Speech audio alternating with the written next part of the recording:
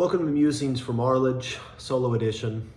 It truly is solo edition this week because I don't have an interview. I want to talk a little bit about recruiting. Not so much recruiting predictions. If you want recruiting predictions, go read or listen to Scott Schrader or Eric McKinney at WeAreSC. They're on top of that stuff. I actually want to talk about what the numbers say about the value of recruiting. This past week, USC landed a commitment from five-star tight end. I think he'll be more of a big wide receiver, Deuce Robinson from Arizona. Fantastic prospect, big kid, somewhere around 6'6", long arms, he can run, he can jump, he gets the ball at its highest point. This is a guy who is going to create mismatches, especially in the red zone. Teaming a receiver that big and that skilled with a guy like Zach Branch and Mekhi Lemon means that USC has really an unbelievable trio of wide receivers coming in.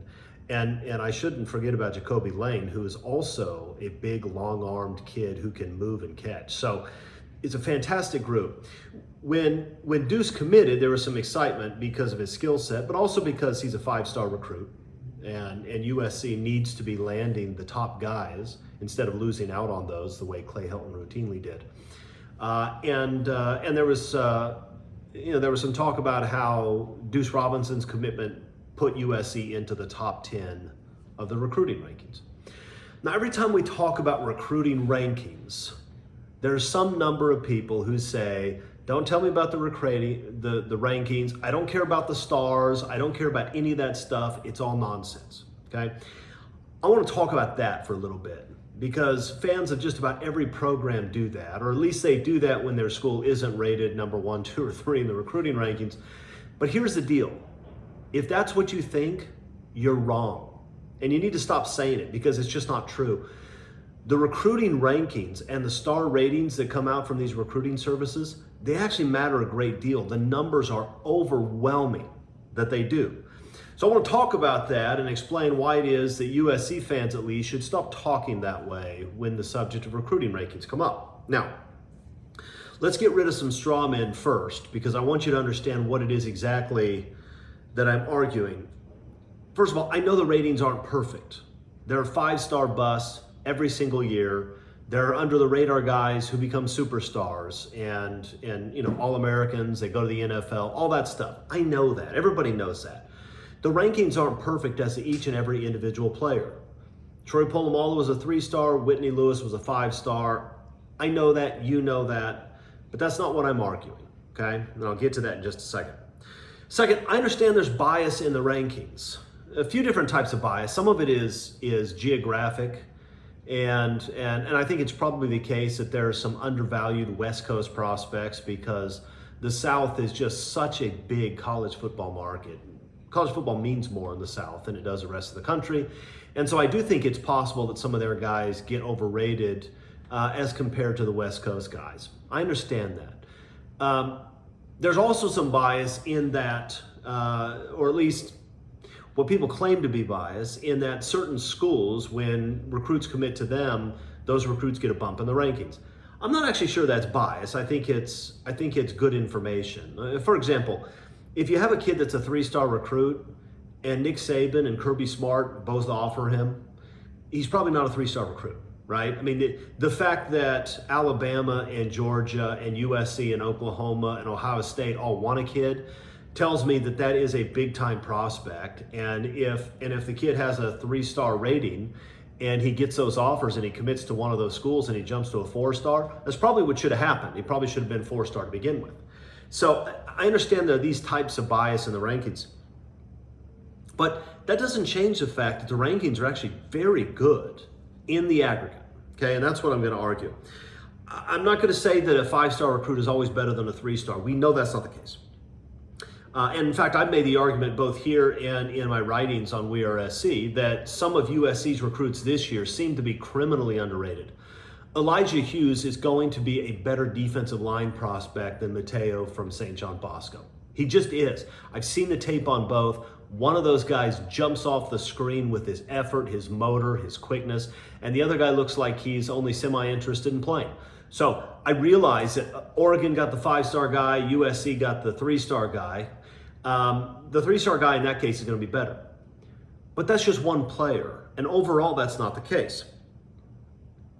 So there are all kinds of analyses that you can look at on the internet to show the numbers, but I want to talk about some of these numbers because when you look at the numbers, you realize you can never again say with a straight face that, well, ratings don't matter, recruiting rankings don't matter. They do.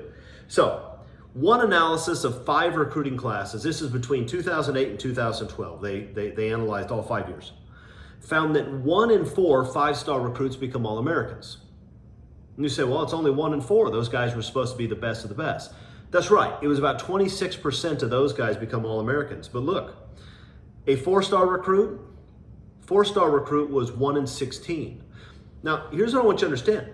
4-star recruits are blue chip guys. I mean, 4-star recruits are excellent. There are only a couple hundred of those every year nationwide.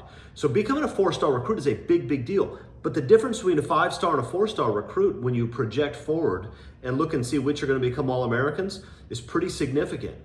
It's 4 times more likely that 5-star will become an All-American than a 4-star. A 3-star recruit, a 1 in 56 chance. So now you're talking about a huge gap between the likelihood that a 5-star will become an All-American and the likelihood that a 3-star will become All-American. There are plenty of 5-stars who don't. There are some 3-stars who do. But if you had to bet, would you want to go with the pool of recruits that has a 1 in 4 chance of being an All-American, or the pool of recruits that has a 1 in 56 chance of being an All-American, right? That's a no-brainer. How about this? 61% of 5-star players get drafted into the NFL. 23% of 4-star players get drafted. 5% of 3-star players get drafted. Again, if you want to look at who are the guys that the NFL looks at throughout their college career and decides these guys can help me win a professional football game on Sundays, overwhelmingly 5-star recruits are being picked by the NFL, 61%. Now that's actually pretty amazing, I think, because when you're talking about these rating services, you're talking about looking at guys from high school, 17 years old, sometimes 18 years old, and projecting forward 3, 4, 5 years. The fact that they're hitting 61% of the time on predicting which guys have the talent to go to the NFL is pretty impressive. And again, the difference between 61% for 5-stars and 23% for 4-stars, who again are very highly regarded guys, is pretty significant. A 5-star recruit is 12 times more likely to get drafted than a 3-star. A 5-star is 14 times more likely to be an All-American than a 3-star. It's a big difference. If you fill your class with 5-stars, it is far more likely that you're going to have a bunch of guys who are All-Americans and draft choices than if you fill your class with 3-stars. That's just the case. Now, faced with numbers like this, what is a rational actor to think? Well, a rational actor should think, I want a lot more of those 5-star guys. And that's the only logical conclusion. And sure enough, there is a strong correlation between team success and recruiting class rankings. So there was another study, this one of the recruiting classes from 2002 to 2018. So we're talking about a significant accumulation of data. And what they looked at is they looked at the top 10 performing programs and then looked to see which of those top 10 performing programs were also highly ranked overall in recruiting over that 16, 17 year period. And what they found was of the 10 highest performing programs on the field, 7 of them were in the top 10 for recruiting rankings also. So that's look, if you want to know who it is that's going to win, go look at the top 10 of the recruiting rankings. And the teams that are in the top 10 of the recruiting rankings are probably going to put a lot of W's on the field also. Do the rankings matter? You bet. They're a pretty good predictor of which programs are going to win a lot of games. In fact, according to that study, about 36% of a team's success can be attributed solely to recruiting rankings. Meaning, if you want to figure out all the factors that go into who's going to win a lot of games, one of the big ones is recruiting rankings, and it's at 36%. That's a big number, okay? In fact, somebody categorized programs into their classes based on recruiting rankings. So they would take a school, say Alabama. Alabama is a 5-star recruiting school, right? Based on their success in the recruiting rankings, they're clearly a 5-star performer. There are other schools that are 4-star performers in recruiting rankings. They group some into 3 stars, 2 stars, right? And then they just look to see how these programs do against each other. And here's the thing. The 5-star recruiting rankings, the teams that are at the absolute upper echelon when it comes to success on signing day, according to the recruiting rankings, they would beat the 4-star rankings 66% of the time. That's a big deal. Look, the 4-star programs are good programs and they're getting good players. But just based on which programs are highest in the recruiting rankings, you can predict the winner of these games 66% of the time, according to this study. There's another analysis that showed that the team with the better star ratings in its recruiting class won 73% of the time. So 2 different studies, both showing that you can predict with about 70% of accuracy which team will win a game, knowing nothing about the 2 teams. Don't get rid of the head coach, get rid of the name of the program, get rid of home and away, get rid of every other factor, and just say, which of these teams has come on top in the recruiting rankings? Which one of them is landing more of the guys that are 4-star and 5-star recruits? And if you know that, you can predict with 70% accuracy which team is going to win. I'm not saying coaching isn't important. Coaching and development are critical. Guys like Lincoln Riley or Nick Saban, who are really good with X's and O's, are going to be better than other coaches, are going to win more games. All that's true. I'm just saying, if you isolate just one factor, you can predict the winner with 70% accuracy.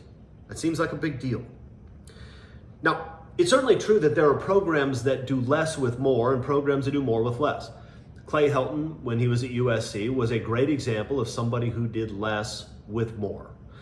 If you want Clay Helton to win 10 games, you have to give him a massive talent advantage. Even then, he may not pull it off. But you could see, as time went on, as Clay's program became less and less talented, as you went from the recruits he inherited from Lane Kiffin and Steve Sarkisian, who are very good recruiters, and then you look at the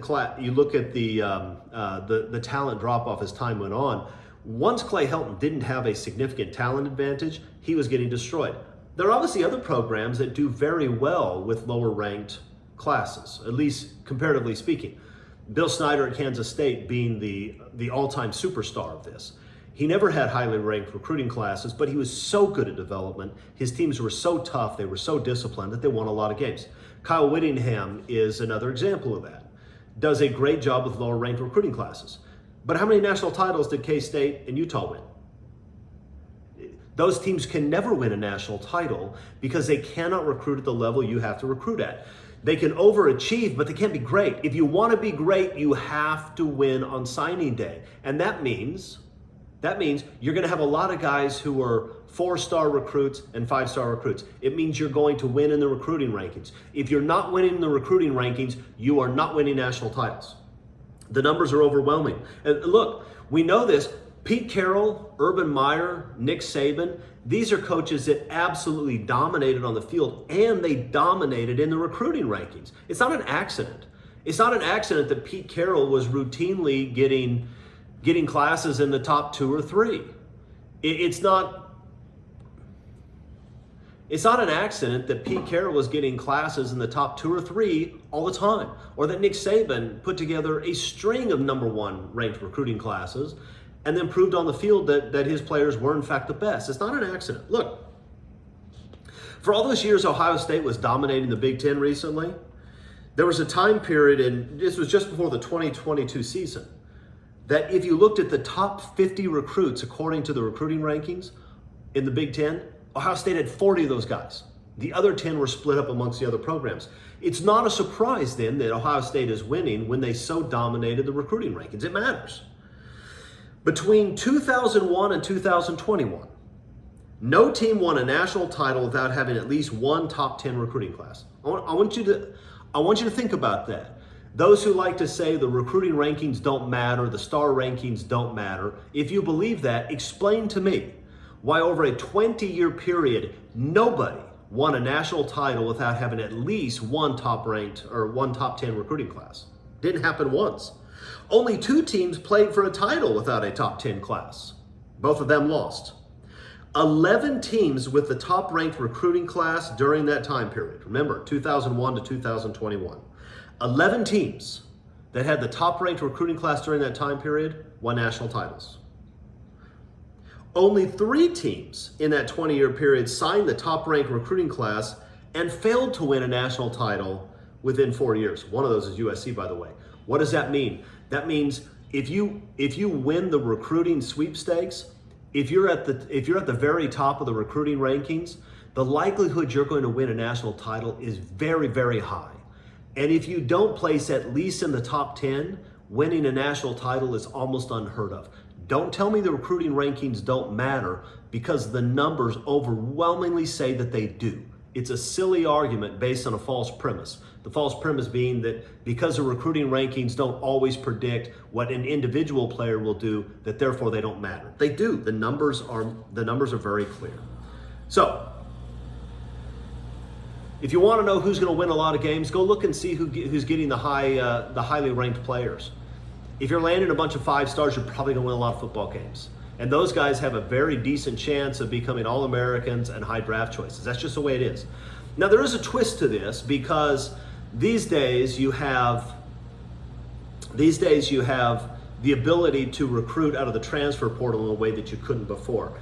There were always transfers in college football, but there were very few because the rules were punitive. If you wanted to transfer, you had to sit out at least 1 year. And if you transferred in conference and didn't get a release from the old school, you may have to sit out 2. That means that very few players wanted to transfer. Now the transfer rules are easier. And what that means is that you don't just have to build your recruiting class through the high school kids. You don't have to. You can also get kids that are proven at the college level. And that changes things a little bit. It means that you may be able to amass real talent afterwards. But even there, the recruiting rankings mean something. Because for all of the guys like Jordan Addison, who are 3-star recruits who went on to be superstars, a lot of the big-time transfers were also very highly recruited. Caleb Williams was a 5-star. He was a #1 quarterback recruit in his class. And so it's not like Caleb Williams flew under the radar. Everybody thought he was going to be great when he went to Oklahoma, and everybody was right. And they thought he was going to be great when he went to USC. So, Trojan fans, don't be shy about celebrating recruiting victories. There's nothing wrong with that. Recruiting victories don't guarantee that you're going to win, but if you're not winning on signing day, if you're not getting highly ranked players, if you're not landing 5 stars and high 4 stars, if you're not high in the recruiting rankings, you're probably not going to win very many football games. So, let's celebrate it. USC's in the top 10 in recruiting this year. It's good. That's exactly where they should be. This coming year, I think they'll probably finish higher than that. They'll probably be a top 5 recruiting program this year. And if Lincoln Riley continues to stack classes like that, if he continues to have rosters that show, according to the recruiting rankings, that his roster is in the top 3, 4, or 5 in college football, USC's going to win a whole bunch of games and go to a lot of playoffs. That's what we want. All right. Have a good day. Probably have an interview next week on the show. And listen, please do check out the interviews. I know they're longer, and I know some people don't want to watch them because they're longer. But if you haven't seen the interview with Pat Rule from last week, go watch it. The guy's amazing. He answers completely honestly just about everything you ask him. And he has some really great insights about the NCAA investigation and sanctions, about the Bush-Push game, about that Texas Rose Bowl. Just some really good stuff. So if you haven't listened to it, go check it out. I'll see you next week.